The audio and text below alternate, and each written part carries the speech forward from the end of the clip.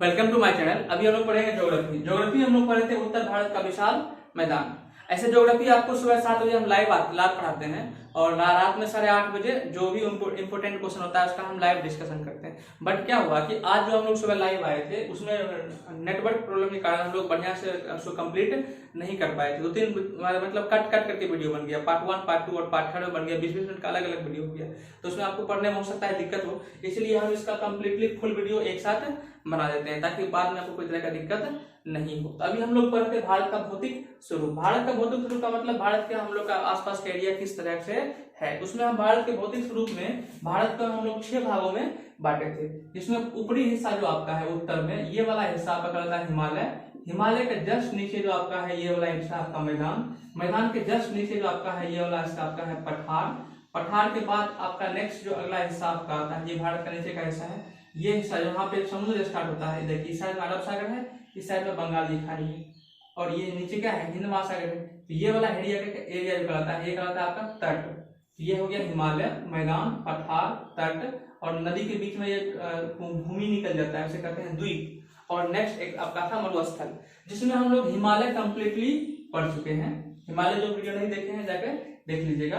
उसके बाद हम लोग पढ़े थे मैदान। मैदान का एक वीडियो हम लोग का कंप्लीट है, जिसमें हम आपको बता चुके हैं भावर किसे कहते हैं, और उसके बाद तराई क्षेत्र क्या है, खादर किसे कहते हैं, बांगर किसे कहते हैं, डेल्टा किसे कहते हैं, ये हम आपको पढ़ा चुके हैं। आज हम लोग पढ़ेंगे उत्तर भारत का विशाल मैदान कहां से कहां तक फैला हुआ है।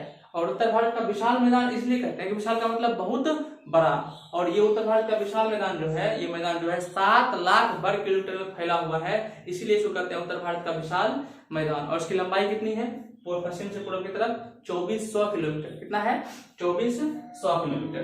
ठीक है, हाँ समझिए। हम लोग जानते हैं उत्तर भारत के विशाल मैदान जो है इसको 3 भागों में बांटा गया है। कितने भागों में बांटा गया है, 3 भागों में। एक्चुअली में ये तीनों भागों में जो बांटा गया है, ये उत्तर भारत का विशाल मैदान का निर्माण जो होती है 3 नदियों के द्वारा होती है। कितने नदियों के द्वारा, 3 नदी और उसकी सहायक नदियों के द्वारा। मेन रूप से 3 नदी, पहला आपका सिंधु, उसके बाद गंगा, उसके बाद ब्रह्मपुत्र। उसी के नाम पर इसका अलग अलग क्षेत्र है। सिंधु जहां बहता है उसका क्षेत्र अलग हो गया, ये सिंधु नदी के लिए एक हो गया। दूसरा गंगा जहां बहता है गंगा के लिए हो गया। तीसरा ब्रह्मपुत्र जहां बहता है ब्रह्मपुत्र के लिए हो गया, और उसका नाम अलग अलग दे दिया है। जैसे सिंधु नदी बहती है पश्चिम की तरफ, तो ये कहलाता है पश्चिमी क्षेत्र। क्या कहलाता है, पश्चिमी क्षेत्र। गंगा नदी बहती है भारत के बीच में, जिसका नाम रखा है मध्य क्षेत्र, मध्य क्षेत्र। और ये बहती है पूर्वी हिस्से में, तो इसका नाम रखा है पूर्वी मैदान।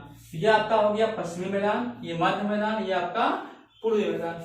पश्चिमी मैदान का जो हिस्सा है जिसमें आपका आता है पंजाब और हरियाणा, पंजाब और हरियाणा।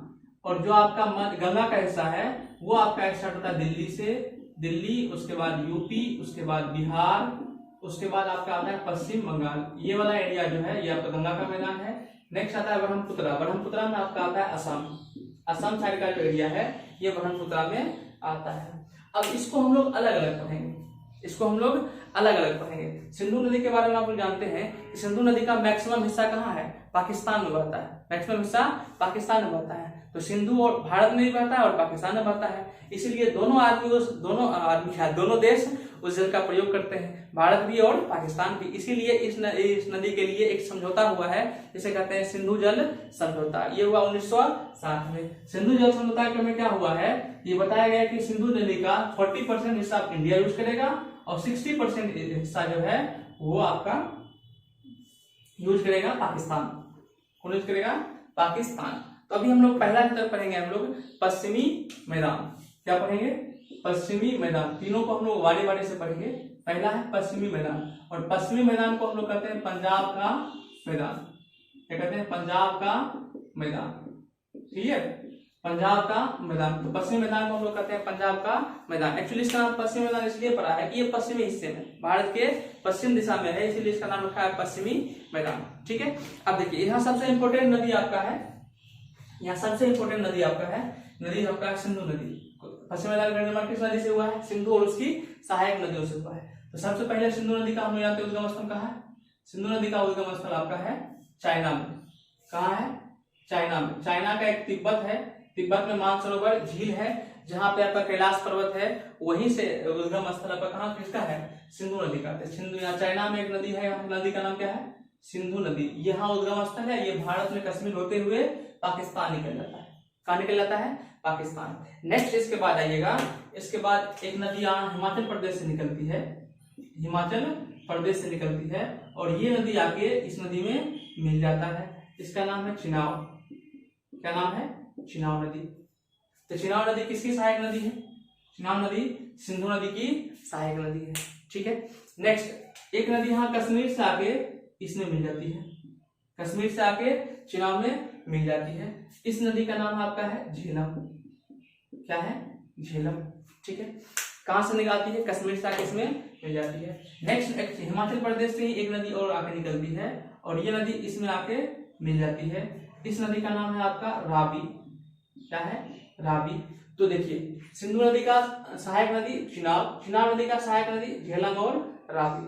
क्लियर? नेक्स्ट समझिए, एक नदी बहुत दूर से आती है, एक नदी बहुत दूर से आती है और ये आके चिनाब में मिल जाती है। इस नदी का नाम है सतलज। क्या है? सतलज। सतलज का भी उद्गम स्थल तिब्बत है, मानसरोवर झीलें हैं, मानसरोवर झील ही है तिब्बत में। ठीक है। वहां से चाइना ही है, यहाँ से आती है नदी और चिनाब में मिल जाती है। तो चिनाब की सहायक नदी कौन कौन हुआ? झेलम, रावी और सतलज। और ये चिनाब किसकी सहायक नदी हुआ? सिंधु के। तो मैंने सिंधु और उसकी सहायक नदियों द्वारा ये क्षेत्र बन रहा है। नेक्स्ट आइएगा, तो एक नदी यहां से और निकलती है, और ये लेकिन आके, ये नदी आके आपका, ये यहां से एक नदी और आती है, और ये नदी आपके इसमें आके मिल जाती है, सतलज में आके मिल जाती है। इस नदी का नाम है ब्यास। क्या है? ब्यास। तो देखिए, इतना नदी के द्वारा जो क्षेत्र बन रहा है, इसी क्षेत्र को हम लोग कहते हैं आपका पश्चिमी मैदान। क्या कहते हैं? पश्चिमी मैदान। अब इसमें क्या हुआ समझिएगा, एक टर्म आता है, आप लोग नाम सुने होंगे, दोआब। क्या आता है? दोआब। ठीक है। दोआब क्या है उसको समझिएगा। दोआब होता है दो नदियों के बीच की भूमि, दो नदियों की बीच की भूमि को कहते हैं दोआब। एक्चुअली में आब का मतलब होता है नदियों के बीच का क्षेत्र, नदियों के बीच का क्षेत्र। तो नदियों के बीच के क्षेत्र को कहते हैं आब, और आगे में लगा हुआ है दो, इसका मतलब दो नदियों के बीच का क्षेत्र, दो नदियों के बीच का क्षेत्र। तो दो नदियों के बीच के क्षेत्र को हम लोग कहते हैं दोआब। ठीक है। अगर त्रियाब बोलते हैं तो तीन नदियों के बीच का क्षेत्र, चाराब बोलते हैं तो चार नदियों के बीच का क्षेत्र, पंजाब बोलते हैं तो पांच नदियों के बीच का क्षेत्र। तो ये वाला जो एरिया है यही आपका पंजाब है, इसलिए इसका नाम रखा है पंजाब, क्योंकि पांच नदियों के बीच का वो क्षेत्र है। तो पहले पंजाब बहुत बड़ा था, लेकिन भारत से पाकिस्तान जब अलग हुआ तो पंजाब को दो भागों में तोड़ दिया गया, जिसमें एक हिस्सा पाकिस्तान ले लिया, एक हिस्सा इंडिया को मिला। इंडिया में जो भारत को इंडिया को जो पंजाब मिला, उस पंजाब का भी कई टुकड़ा हो चुका है। हिमाचल प्रदेश उसी का भाग है, हरियाणा उसी का भाग है, चंडीगढ़ उसी का भाग है। तो कई टुकड़ों में भारत में आने के बाद भी वो बट गया, भारत में आने के बाद भी बट गया। तो कुल मिला के भारत में पंजाब एक ऐसा राज्य है जो उसको बहुत सबसे ज्यादा टुकड़ा पंजाब हुआ है। ठीक है। तो लेकिन पहले सब एक ही था, पहले सब ये पूरा पंजाब ही था, इसीलिए इसका नाम रखा गया था पंजाब। क्लियर? अब समझिएगा, तो ये दो नदी के बीच का जो क्षेत्र होता है उसे कहते हैं दोआब। क्लियर? अब यहाँ समझिएगा, यहाँ देखिएगा, ये सिंधु है, ये झेलम है, इसके बीच में भी यहाँ पे क्षेत्र बन रहा है, इसके बीच में भी ये क्षेत्र बन रहा है। अब ये झेलम है, ये चिनाब है, यहाँ भी एक क्षेत्र बन रहा है, दोआब बन रहा है। देखिए यहाँ भी दो नदी के बीच का क्षेत्र हुआ, यहाँ भी दोआब, इन दोनों के बीच में क्षेत्र, यहाँ भी दोआब, इन नदी के बीच का क्षेत्र, यहाँ भी दोआब, यहाँ भी देखिए इन दोनों के बीच का क्षेत्र, ये भी दोआब, ये भी दोआब। कितने दोआब हुए? 1 2 3 4 5। पंजाब कितने दोआबों से मिलकर बना हुआ है? 5। कितने? 5। तो जो ऊपर में ये दोआब बना है ना, इसका नाम है सिंधु सागर दोआब, सिंधु सागर दोआब। देखिए इसी के नाम से सिंधु सागर दोआब। अब दूसरा झेलम और चिनाब, झेलम और चिनाब, इसके बीच के बना जो दोआब है इसको कहते हैं चाज दोआब। क्या बोलते हैं? चाज दोआब। नेक्स्ट समझिए, चिनाब और रावी, चिनाब और रावी, इसके बीच में जो बना दोआब है इसे कहते हैं रचना दोआब। क्या कहते हैं? रचना दोआब। नेक्स्ट आगे आइए, रावी और ब्यास, रावी और ब्यास, देख रहे हैं, रावी और ब्यास। ठीक है।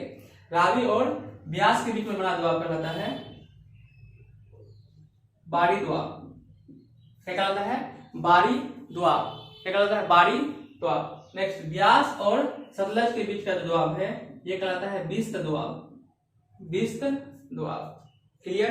बिस्त दोआब। तो कुल कितने दोआब हुए? 5। पहला सिंधु सागर दोआब, चार दोआब, रचना दोआब, बाड़ी दोआब, और उसके बाद आपका विश्व दोआब। सिंधु और झेलम के बीच में सिंधु सागर, सिंधु झेलम और चिनाब के बीच में चार, चिनाब और रावी के बीच में रचना, रावी और ब्यास के बीच में बाड़ी, ब्यास और सतलज के बीच में विश्व दोआब, विश्व दोआब। ठीक है, तो ये सभी एरिया पंजाब का है और यही एरिया आपका कहलाता है पश्चिमी मैदान। क्या कहलाता है? पश्चिमी मैदान। देखिए पश्चिमी मैदान में इतनी सारी नदी बह रही है, तो क्या ये नदी उपजाऊ नहीं होगा? ये बहुत उपजाऊ होता है। और नदी के द्वारा जो मिट्टी होता है उसको हम लोग कहते हैं जलोढ़ मिट्टी, और ये बहुत ही फेमस होता है धान की खेती के लिए। जलोढ़ मिट्टी बहुत फेमस होता है धान की खेती के लिए, इसलिए पंजाब में अधिक धान की खेती होती है और पंजाब में खेती भी बहुत अधिक होती है, क्योंकि वहां पे बहुत सारी ये नदियां आके दोआब का निर्माण करती है और दोआब बहुत उपजाऊ होता है। क्लियर? ये था आपका पश्चिमी मैदान।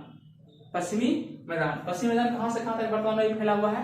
पंजाब और हरियाणा। तो ये पंजाब और हरियाणा का जो क्षेत्र है ना, इसी को कहते हैं आपको पश्चिमी मैदान। ठीक है, नेक्स्ट आगे आइए। इसी में हल्का सा एक टर्म एक्स्ट्रा आपको जुड़ा हुआ है। ऐसे हम लोग पढ़ते हैं तीन ही, पश्चिमी मैदान, मध्य मैदान और पूर्वी मैदान, लेकिन हल्का सा टर्म आपको जोड़ दिया है, एक्स्ट्रा कर दिया है, उसे कहते हैं राजस्थान का मैदान। क्या कहते हैं? राजस्थान का मैदान। राजस्थान का मैदान ये जो है पंजाब हरियाणा के जस्ट नीचे, पंजाब और हरियाणा के जस्ट नीचे है। आप जब फिगर देखिएगा तो सबसे पहले मिलेगा जम्मू कश्मीर, फिर उसके बाद मिलेगा पंजाब, उसके बाद नीचे मिलेगा हरियाणा, उसके नीचे आपको मिलेगा राजस्थान। तो राजस्थान का जो एरिया है वो भी मैदानी भागों में ही आता है। तो राजस्थान के पश्चिमी हिस्सा में, अगर ये मान लीजिए राजस्थान है, जिसका पश्चिमी हिस्सा में एक पर्वत है, उस पर्वत का नाम है अरावली। क्या है? अरावली। और राजस्थान के पूर्वी में बहुत सारे पहाड़ के टुकड़े हैं, बहुत सारे पहाड़ के छोटे टुकड़े हैं, बहुत सारे पहाड़, छोटे छोटे पहाड़ हैं। उस पहाड़ को हम लोग कहते हैं टोड़। क्या कहते हैं? टोड़। तो राजस्थान जो है अरावली और टोड़ के बीच में है। पर्वत और पहाड़ में अंतर समझते होंगे। पर्वत जैसे मान लीजिए ये जो है आपका, ये पर्वतमाला है, पर्वतों के समूह को पर्वतमाला कहते हैं। आप देखिए, अगर इसकी ऊंचाई 1000 मीटर से कम हो, 1000 मीटर से कम हो तो उसे कहते हैं पहाड़। जब भी हम आपको बोलेंगे पहाड़ है तो समझिएगा उसकी ऊंचाई 1000 मीटर से कम है। जब ऊंचाई 1000 मीटर से अधिक हो तो उसका नाम हो जाता है पर्वत। जब हम आपको बोलेंगे पर्वत तो समझिएगा उसकी ऊंचाई 1000 मीटर से अधिक है। जहां हम उसको बोलेंगे पहाड़ तो समझिएगा उसकी ऊंचाई 1000 मीटर से कम है। ठीक है, अब ये वाला एरिया क्या है? राजस्थान का मैदान। ये कहां से कहां तक? अरावली से लेकर टोड़ के बीच का भाग। ठीक है, अब इसकी विशेषता ये है, ये शुष्क है, मतलब गर्मीला क्षेत्र है और यहाँ पे मैक्सिमम बालू पाया जाता है। तो बालू से निर्मित क्षेत्र को हम लोग यहाँ पे कहते हैं बालू का स्तूप। यहाँ पे मैक्सिमम विशेषता ये है कि यहाँ के क्षेत्र में आपको बालू का स्तूप मिलेगा। स्तूप का मतलब होता है टीला।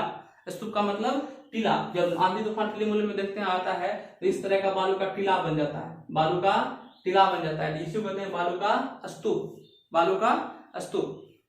नेक्स्ट जब आगे बढ़िएगा तो इसी में फेमस एक नदी है, यहीं पे एक फेमस नदी है, इसका नाम है लूनी। क्या नाम है?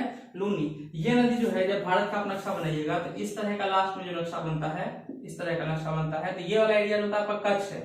क्या है? गुजरात का कच्छ। यहीं जाके खत्म हो जाती है कौन नदी? लूनी नदी। तो सबसे फेमस नदी यहाँ पे क्या है? लूनी। ये गुजरात के कच्छ में जाके क्या होती है? समाप्त हो जाती है। और राजस्थान में फेमस आपको बहुत सारे खारे पानी की झील मिलेगा, जिसमें आपका सांभर झील। क्या होता है? सांभर झील। राजस्थान में ही आपको बहुत खारे पानी का झील मिलेगा, जिसमें आपका आता है सांभर झील, डिडवाना झील। ये सब आपको कहाँ मिलेगा? राजस्थान में। क्लियर? ये आपका था राजस्थान का मैदान। बहुत छोटा टॉपिक है, इसमें ज्यादा कुछ था नहीं। क्या था? अरावली से लेके टोड़ के बीच का भाग जो होता है राजस्थान का मैदान है। राजस्थान का मैदान बहुत शुष्क है, इसलिए वहाँ बालू पाया जाता है। बालू पाए जाने की वजह से वहाँ की विशेषता ये है कि वहाँ बालू का स्तूप पाया जाता है। वहाँ फेमस नदी आपका क्या है? लूनी है, जो कच्छ के रण में जाकर क्या होती है? समाप्त हो जाती है। और यहीं पे खारे पानी की बहुत झील पाई जाती है, जिसमें आपका डिडवाना और सांभर झील फेमस आपका यहाँ का है। ओके, नेक्स्ट दूसरा आपका यहाँ पे आता है गंगा का मैदान। पहला खत्म, पश्चिमी मैदान, राजस्थान का मैदान खत्म। दूसरा आपका आता है यहाँ पे, सेकेंड आपका है गंगा का मैदान। गंगा का मैदान। गंगा का मैदान जो आपका है, देखिए पंजाब हरियाणा इधर वाला एरिया, राजस्थान कंप्लीट। उसके बाद आगे जाइए तो यहाँ मिलेगा दिल्ली। तो दिल्ली से लेके पश्चिम बंगाल तक, दिल्ली से लेके पश्चिम बंगाल तक, दिल्ली से लेके पश्चिम बंगाल तक जो फैला हुआ है, ये एरिया आपका है गंगा का मैदान। क्या है? गंगा का मैदान। इस गंगा के मैदान को 3 भागों में बांटा गया है। कितना भागों में?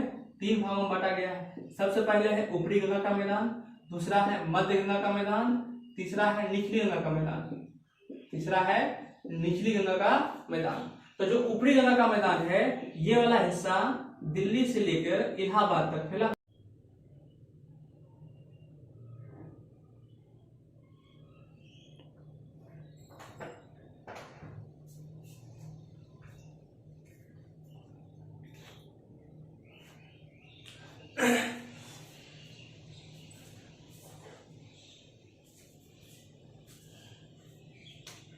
तो दिल्ली से लेके इलाहाबाद तक का जो एरिया है वो कहलाता है ऊपरी गंगा का मैदान। नेक्स्ट इलाहाबाद से लेके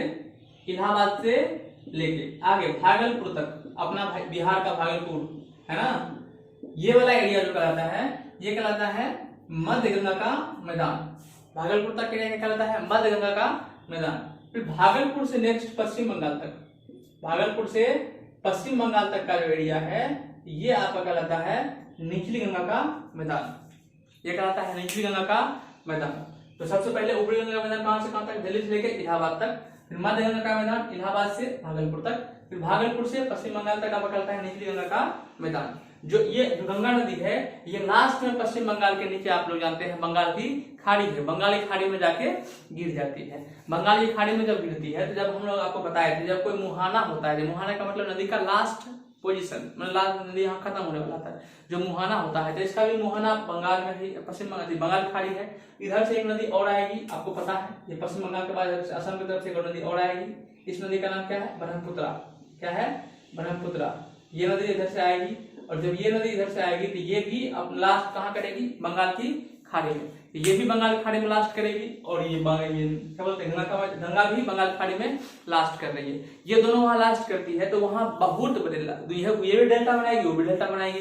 तो गंगा और ब्रह्मपुत्रा दोनों मिलकर डेल्टा बनाएगी तो बहुत बड़े डेल्टा का निर्माण होता है। इस बहुत बड़े डेल्टा को ही हम लोग कहते हैं सुंदरबन डेल्टा। क्या कहते हैं, सुंदरबन डेल्टा। भारत की सबसे बड़े डेल्टा का नाम क्या है, सुंदरबन डेल्टा। कहाँ है, पश्चिम बंगाल। कहाँ है, पश्चिम बंगाल की भारत की सबसे डेल्टा है, उसे कहते हैं सुंदरबन डेल्टा। सुंदरबन डेल्टा जो होता है दलदली का इलाका होता है और यहाँ फेमस है मैंग्रोव एक वन है, मैंग्रोव एक वन है। तो मैंग्रोव वन के लिए फेमस है आपका ये सुंदरबन डेल्टा। हाँ, सुंदरबन डेल्टा। तो मैंग्रोव वन के लिए फेमस कौन है, सुंदरबन डेल्टा। सुंदरबन डेल्टा कौन है, दलदली इलाका है पश्चिम बंगाल में, सबसे बड़ी डेल्टा, भारत की सबसे बड़ी डेल्टा है। ठीक है। नेक्स्ट, भारत क्या वर्ल्ड की विश्व की सबसे बड़ी डेल्टा, विश्व की सबसे बड़ी डेल्टा। ठीक है, सुंदरबन डेल्टा कहाँ है, पश्चिम बंगाल।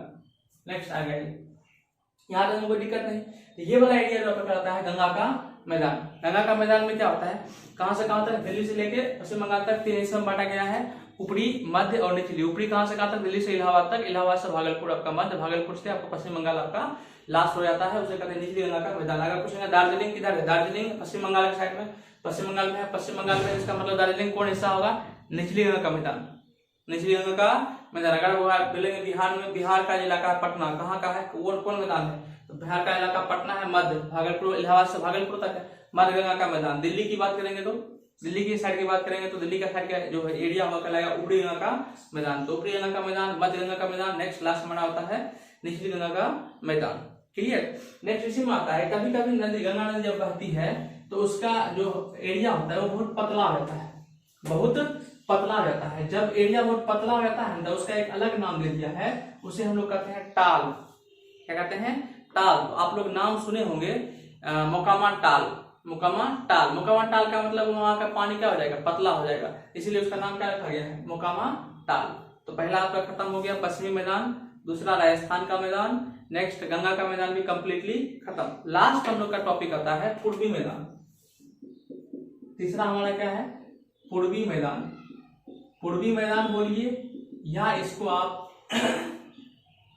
ब्रह्मपुत्रा का मैदान बोल सकते हैं, ब्रह्मपुत्रा का मैदान। ये जो आपका है पूर्वी हिस्सा में है और ये असम में फैला हुआ है। ये कहाँ फैला हुआ है, असम में फैला हुआ है। ये असम होते हुए कहाँ जाती है, बंगाल की खाड़ी में गिर जाती है। ठीक है, ये अरुणाचल प्रदेश से आती है और असम होते हुए आपको बंगाल की खाड़ी में गिर जाती है। अब ये जो आपका असम में है ये बहुत चौड़ी होकर बहती है, ब्रह्मपुत्रा नदी बहुत चौड़ी होकर बहती है। जब कोई चीज बहुत चौड़ी होकर बहेगी तो उसमें गाद भी क्या होगा, बहुत ज्यादा होगा। गाद समझते हैं, अपने साथ जो मिट्टी लेके आती है उसे गाद करते हैं। नदी अपने साथ जो मिट्टी लेकर आती है उसे गाद करते हैं। यह चौड़ी होकर बहेगी तो इसमें गाद भी बहुत ज्यादा होगा। जब इसमें गाद बहुत ज्यादा होगा तो ये गाद एक जगह पर क्या कर देगा, जमा करते जाएगा, एक जगह पर जमा करते जाएगा, एक जगह पर जमा करते जाएगा, करते जाएगा करते जाएगा करते जाएगा। तो जब नदी से बाहर ये निकल जाएगा तो इसी का नाम रखा गया है द्वीप। क्या रखा गया है, द्वीप। और ये ब्रह्मपुत्रा जब यहाँ से आगे बढ़ती है तो एक द्वीप का निर्माण करती है। इस द्वीप का नाम है माजुली। क्या है, माजुली। ये कहाँ है, असम में। कहाँ है, असम में। ठीक है, ये माजुली द्वीप का निर्माण करती है। यही द्वीप पहले धीरे धीरे फिर इसमें द्वीप पर आदमी बसने लगा और ये द्वीप धीरे धीरे बड़ा होते गया, क्योंकि नदी पानी तो लेते आते रहेगा और यहाँ की मात्रा क्या होगी, मिट्टी की मात्रा बढ़ती जाएगी। और यहाँ जब द्वीप की आकार बढ़ते जाएगा तो यहाँ आदमी भी यहाँ पे बढ़ते जाएगा। जब आदमी यहाँ बहुत अधिक आ जाता है, बढ़ गया है, यहाँ जनसंख्या सबसे अधिक होने के कारण वर्तमान समय में माजुली को जिला घोषित कर दिया गया है। क्या घोषित कर दिया गया है, जिला घोषित कर दिया है। तो कुल मिलाकर ये जो जिला घोषित कर दिया इसका मतलब ये बहुत बड़ा होगा। तो भारत की सबसे बड़ी द्वीप माजुली द्वीप, भारत की सबसे बड़ी द्वीप माजुली। विश्व की सबसे बड़ा द्वीप ग्रीनलैंड। क्या है, ग्रीनलैंड। लेकिन भारत की बात करेगा तो भारत की सबसे बड़ा द्वीप आपका क्या है, माजुली है। कहाँ है, असम में। किस नदी द्वारा बनती है, ब्रह्मपुत्रा के द्वारा। क्लियर, यहाँ तक में किसी को दिक्कत नहीं होना चाहिए। तो ये आपका कंप्लीट हो गया मैदान, जिसमें आपका था पश्चिमी मैदान पंजाब का मैदान, पंजाब और हरियाणा। नेक्स्ट गंगा का मैदान, दिल्ली से लेकर पश्चिम बंगाल तक, दिल्ली, उत्तर प्रदेश, बिहार, पश्चिम बंगाल। ठीक है, नेक्स्ट आपका आता है ब्रह्मपुत्रा का मैदान, जो असम से होकर पश्चिम बंगाल से नीचे बंगाल खाड़ी में निकल जाती है। और इसी में बनता है सुंदरबन डेल्टा, विश्व की सबसे बड़ी डेल्टा पंजाब में है, यहाँ पे मैंग्रोव बन पाया जाता है। दूसरा माजुली द्वीप, विश्व के भारत की सबसे बड़ी द्वीप है माजुली द्वीप, जो असम में है, ब्रह्मपुत्रा दोनों द्वारा बनता है। ठीक है, क्लियर, यहाँ तक मुझे दिक्कत नहीं होना चाहिए। नेक्स्ट अगला एक टर्म आता है, लास्ट टॉपिक है, खत्म हो गया हम लोग का। एक टर्म होता है विहर। क्या होता है, विहर। अब विहर क्या होता है इसको समझ लीजिए। विहर क्या होता है कि नदी का काम होता है मिट्टी की काटना। नदी जब बहती है तो अपने साथ मिट्टी लेकर आती है। तो आप लोग देखते होंगे अपने एरिया के आसपास में कहीं कहीं मिट्टी हल्का होता है, कहीं कहीं मिट्टी टाइट होता है। अब नदी जब वहां से बहेगी तो जहां मिट्टी हल्का होगा वहां ज्यादा मिट्टी लेके चल जाएगी वहां से, और जहां मिट्टी टाइट होगा वहां कम बकोट पाएगी। तो जहां मिट्टी हल्का होगा वहां ज्यादा बकोटेगी, जहां मिट्टी टाइट होगा वहां कम बकोटेगी। तो जब बहुत समय बाद यही प्रक्रिया चलती रहता है, बहुत समय बाद किसी कारण से क्या होता है, नदी का डायरेक्शन चेंज रहता है, या नदी में पानी की मात्रा कम हो जाती है, डायरेक्शन चेंज हो गया, कुछ भी हो गया, नदी खत्म हो गया वहां से। अब वहां से खत्म हो जाएगा तो जो बकोटा था अंदर में, तो उस एरिया में क्या होगा, जहां ज्यादा बकोटा वहां गड्ढा हो जाएगा, जहां कम बकोटा ऊंचा हो जाएगा। तो उबड़ खाबड़ जगह हो जाता है, जगह क्या होता है, उबड़ खाबड़। और उसी उबड़ खाबड़ जगह को हम लोग कहते हैं विहर। क्या कहते हैं, विहर। और सबसे फेमस विहर है आपका है चंबल। क्या है, चंबल। इसीलिए आप उबड़ खाबड़ जहां होगा वहां गाड़ी जा पाएगा, नहीं जा पाएगा। ये डाकू के लिए बहुत ही अच्छा जगह होता है छिपने के लिए, इसलिए आप लोग सुने होंगे चंबल का डाकू। चंबल, जितना भी डाकू है छुपने के लिए कहाँ आते थे, चंबल। इसका कारण क्या था, इसका दो कारण था। पहले नंबर तो ये मध्य प्रदेश राजस्थान के बॉर्डर पे था, मध्य प्रदेश राजस्थान के बॉर्डर पे था, इसलिए जब जिसको जरूरत पड़ता था राजस्थान चला गया, कभी इधर चला गया, मतलब ये दो मतलब राज्य के बीच के बॉर्डर पे होता था। नेक्स्ट दूसरा क्या है कि उबड़ खाबड़ जगह था, मेन कारण था उबड़ खाबड़ जगह। मेन क्या था, उबड़ खाबड़ जगह था। उबड़ खाबड़ जगह होने के कारण वहां पे नदी पुलिस आता था तो उसको पैदल जाना पड़ता था, जबकि बिहार के बारे में जो डाकू लोग होते उसको अच्छा से पता होता था, और जो पुलिस आदमी होगा उसको अच्छा से पता नहीं होगा, तो वहां पे बौख जाते थे, उसको पता नहीं चला किधर चला गया। ठीक है, इसलिए डाकू लोग कहाँ रहते थे, बिहार में। और सबसे फेमस है चंबल का बिहार, चंबल का बिहार, इसलिए आप लोग सुनेंगे चंबल का डाकू। डाकू मतलब जो लूटपाट करता था, जो लूटपाट करता था, मतलब धन दौलत लूटता था। अभी डाकू सब होता है, अभी नहीं होता। अब डाकू भी हो गया ऑनलाइन, देखते होंगे डाकू भी क्या हो गया, ऑनलाइन। डाकू का काम मेन धन दौलत लूटना है ना, तो अभी ऑनलाइन धन दौलत लुटाता है। कोई फोन कर देगा, ओटीपी बताइए, नहीं तो आपका बैंक बंद हो जाएगा। आप ओटीपी बताए, आपका रुपया पार हो गया आपके बैंक से, तो आपका धन दौलत ने लूटा। तो वो वर्तमान में भी ऑनलाइन डाकू भी क्या हो चुका है, ऑनलाइन सब सीख गया है। जैसे आप कर रहे हो ऑनलाइन, जैसे डाकू भी ऑनलाइन सब सारा काम करता है। ठीक है, तो ये आपका बिहार है, ये आपका बिहार है। सबसे बिहार यहाँ बनने का मेन कारण कौन नदी है, चंबल नदी। कौन नदी है, चंबल नदी। ठीक है, इसलिए इस क्षेत्र का नाम भी क्या पड़ गया था, चंबल। तो बिहार बनने का वहां पे सबसे मेन कारण, वहां पे कौन नदी है, चंबल नदी। चंबल नदी जो होता है इसका मतलब सबसे अधिक मिट्टी काटता होगा, सबसे अधिक मिट्टी काटता होगा, इसलिए वहां बन गया है बिहार। तो सबसे अधिक मिट्टी काटता है, इसका कारण ये है कि वहां का मिट्टी हल्का होता है, वहां का मिट्टी हल्का था, इसलिए वहां मिट्टी अधिक काटा है, इसलिए वहां का बन गया है बिहार। क्लियर। तो ये आपका हो गया उत्तर भारत का विशाल मैदान कंप्लीट। नेक्स्ट अगले टॉपिक हम लोग अगले वीडियो में हम लोग करेंगे आपका तट, पूर्वी तट, पश्चिमी तट। पूर्वी तट में कहाँ कहाँ का एरिया कौन क्या कहलाता है, पूर्व मंडल तट, कोंकण तट, ये सब हम लोग करेंगे कल। अगर वीडियो अच्छा लगा होगा तो चैनल को सब्सक्राइब कर लीजिएगा, वीडियो को लाइक कर लीजिएगा। Okay bye, best of luck.